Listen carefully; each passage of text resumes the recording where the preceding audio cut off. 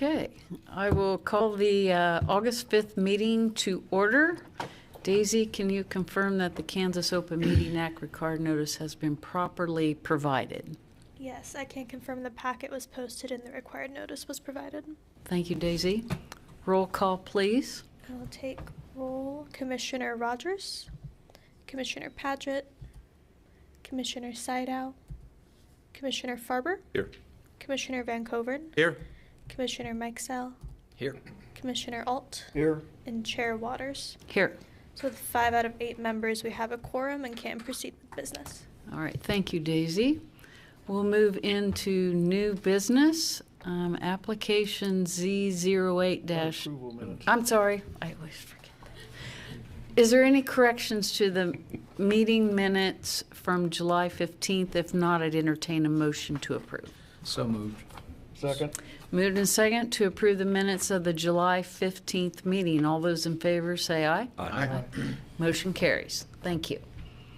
Now we'll move into new business for application Z08-10B.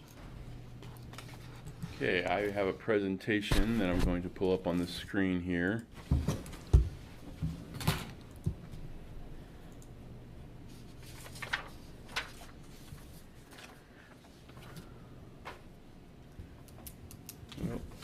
Okay. So we have an application from Les Schwab Tire Center. They are a automotive service operator where they repair tires and vehicles and provide service for them.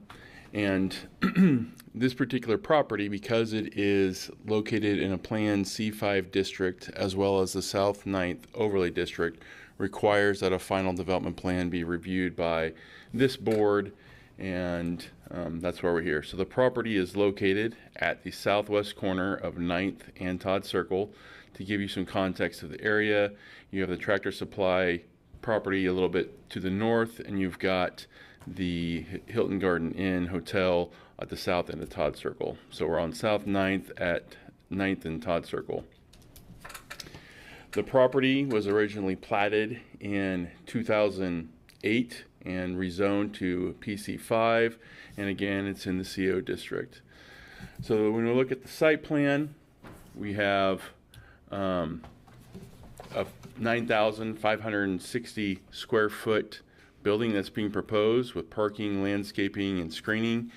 What your role here today is to review the property in relationship to the adjacent uses and the development pattern of the surrounding area, and look at the compatibility of the proposed plan with, according to attachment number 7, which we have attached to your report. And this is the attachment that we always use when we look at final development plans.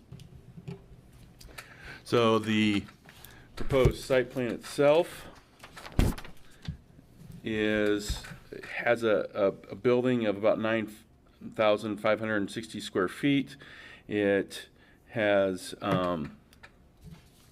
surrounding parking on the east, which is 19 stalls, and it has parking on the north, which is another 11 for a total of 30.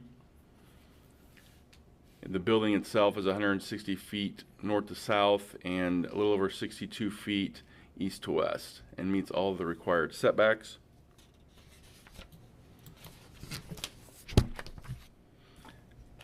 We look at the development area. The white that you see is landscaping and green space, so you do have a number of square feet of landscaping along both Todd Circle as well as South 9th Street. In the legend, they are showing some hard, heavy pavement that would be concrete, and then the grayish colored tone is area that is set aside for either asphalt or pavement. And when we break that out, about 50% of it is paved, with 10% of it being the building, and then a little over almost 40% being dedicated towards green space, front yard landscaping, and other green space. Looking at the building, they're proposing along the east frontage a building that consists of a Pacific Pearl brick frontage, And there's also an obsidian shadow wainscot along the bottom 4 feet. So you have kind of a black and white theme. At the top, they have a red colonial as well as a grizzle gray along the top 6 feet to add architectural interest. And the facade features multiple bump outs and some parapets to add architectural interest. The overhead doors facing 9th Street, or facing to the east towards 9th Street, are 50% glass, again to add architectural interest. And there's windows and an awning that accent and enhance the entrance, which is the northeast corner. So this is the east elevation. This is the north elevation. And both east and north elevations, because they face 9th Street and Todd Circle, have this brick, this pearl white brick, and the black brick at the wainscot. The rear sides, or the side sides, which is going to be our west elevation as well as our south elevation, have insulated concrete that is painted with colors similar to match the frontages of the building. So this is the west elevation. The west elevation also has a covered canopy that you see here with an overhead door. And the primary purpose of this canopy is for larger vehicles that don't fit within the building. Bays such as RVs or buses that need service work, they can pull around to the canopy area, and they can also take deliveries of supplies in this area as well. So this is kind of a specialty overflow bay, if you want to look at it that way. This is the south elevation, where again we have insulated concrete as the primary material that is painted to match the front brick. So we do have a couple of renderings. This would be from the northeast. So this is the what we would call the frontage of the building as you're looking at it from Todd Circle or South 9th. And again, it's accented by the brick as well as a metal awning that covers the entrance with glass windows. This is the southwest, and this is the insulated concrete that's painted to match, similar to the northeast elevation renderings. So the total height of the building would be 27 feet 4 inches at its peak, and that covers the elevation. Looking at the proposed site plan, the parking for service centers is based on the number of bays and employees. So we require 2 off-street parking spaces for each bay plus 1 for each employee. This particular operation would have 7 service bays, which require 14 parking spaces and 14 employees. So we're looking at 28 total parking spaces being required. Again, they have 19 on the east and 11 on the north of the building for a total of 30 parking spaces, which meets their off-street parking requirements. They also have 2 ADA parking spaces near the main entrance that sufficiently meets their ADA parking requirements. So there's 2 off-street access aisles.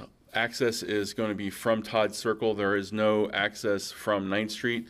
Both of the entrances are 2-way entrances that are 30 feet wide.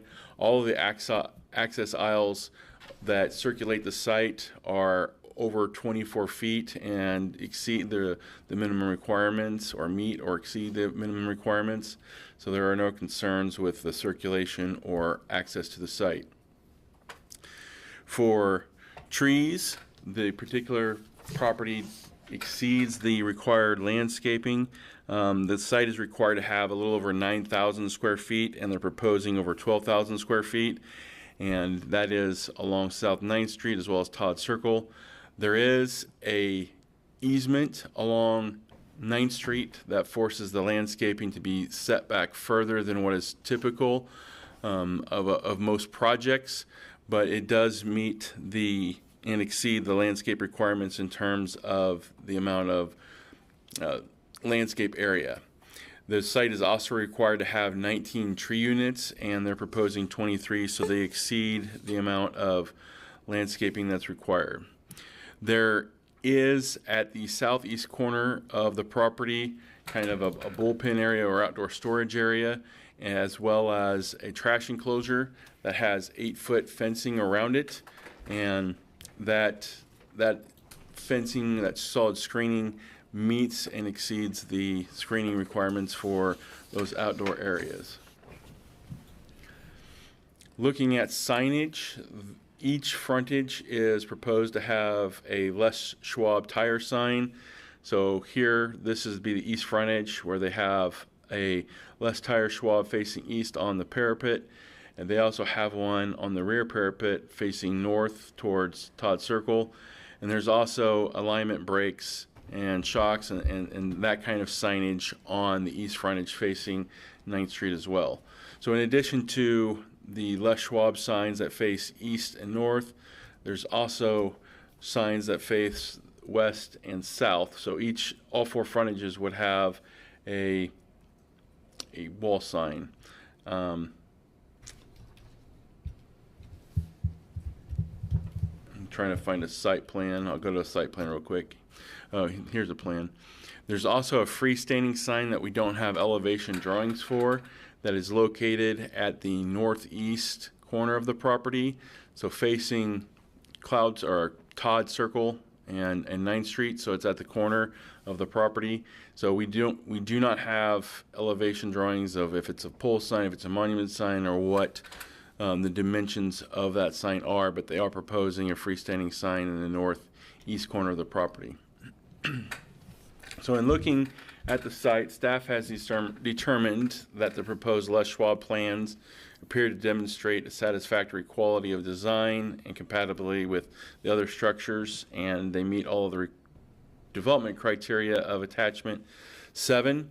And so there are a few alternatives that the commission have. You could approve the proposed site development plan subject to whatever conditions the planning commission believes are reasonable. You could approve the proposed site plan subject to any certain revisions or corrections that need to be made. You could deny the plan if the plans submitted don't meet the criteria of attachment 7, or you could postpone consideration of the application if you believe additional information is needed. So staff would recommend approval of the plan, and we have a few conditions of approval that we've listed in the report.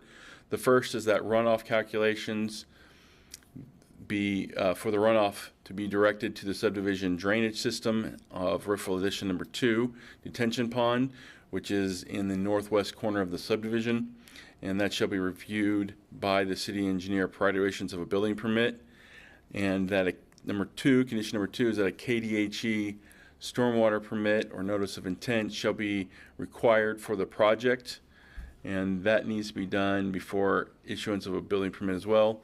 A separate sign permit shall be applied for and issued prior to installation of any signage. So that's a separate permit aside from the building permit, and that would be for the proposed freestanding sign as well as all of the proposed wall signage. We would need a sign permit for all of those signs. Number 4, the applicant shall be responsible for the construction of a public sidewalk 1 foot from the property line along Todd Circle frontage. Number 5, the project shall be completed in substantial conformance with the approved site development plan. And number 6, that we would have a final development plan. And this really is a standard item that we typically have where the applicant gives us basically the full development plan, and it's labeled final development plan, so we can stamp and approve for our file so that everybody knows what the final version is that was approved by the Planning Commission. And then number 7, a building permit for the project shall be obtained within 18 months of site approval. In the alternative, if you do not feel the site or the design is sufficient, you could give the applicant direction to revise their plan, and we can bring it back. With that, we'll take any questions you might have. Okay, thank you, Destin. Are there any questions of staff? Is the Les Schwab, is that a national or regional brand? It is, and I think I'm saying it correctly, but we do have some applicants online that can correct me if I'm saying it incorrectly, but they are a a business that has multiple locations. So this would not be their first location. They have other locations in the region. That's correct. I'm Dan McGee with Lamprey Nearson, and with me I've got Stacia Rodby, Real Estate Development Manager for Les Schwab, and then also Zach Graham with Graham Engineering. Yeah, they have over 500 existing stores, started in Northwest, based out of Bend, Oregon, and have been expanding. So they've been working on the upper Midwest recently, and with this location and others are expanding into Kansas and Nebraska and Missouri and Iowa as well. So this one would be slated for a 2027 store opening, but yes, it is a national company. Okay, thank you. Are there any other questions of staff? I have one. Dustin, if you go to the site plan and on the northeast corner of the building there, it would be on the east side of the showroom. There's a walkway that goes to the east. Is that just, or there's look like some kind of an aggregate type of thing? It's marked J on the site plan here, I think. I'll try to get it pulled up here. Give me a moment. Okay. And then we can look at it.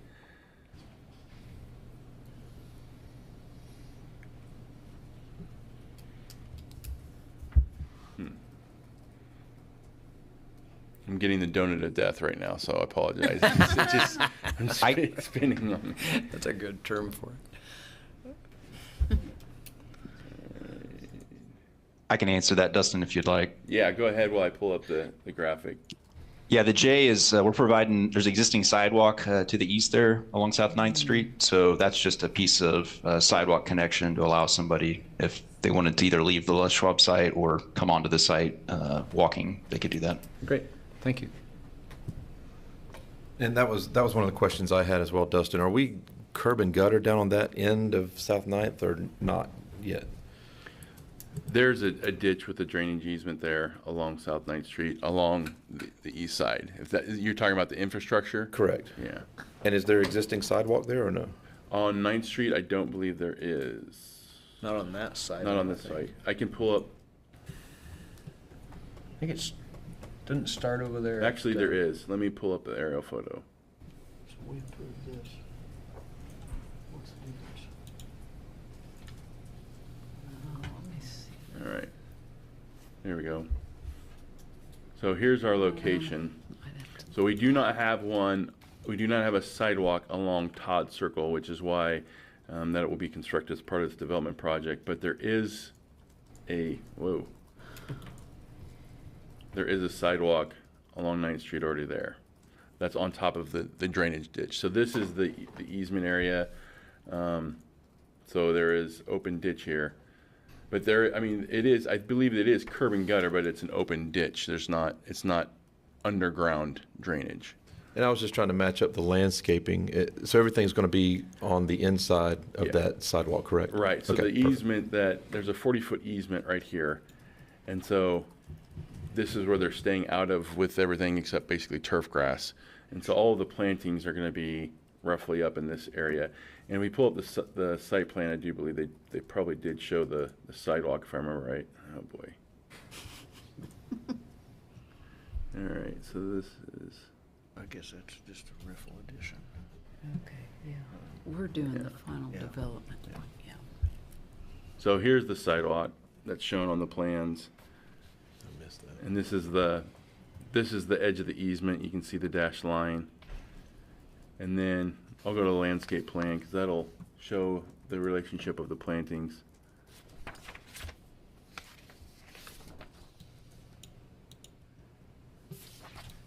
So there's the sidewalk, and then this is the green space, and then the trees and shrubs along the parking, between the parking and the street frontage that are being proposed. Perfect, thank you. Yep. All right, any other questions of staff or the applicant?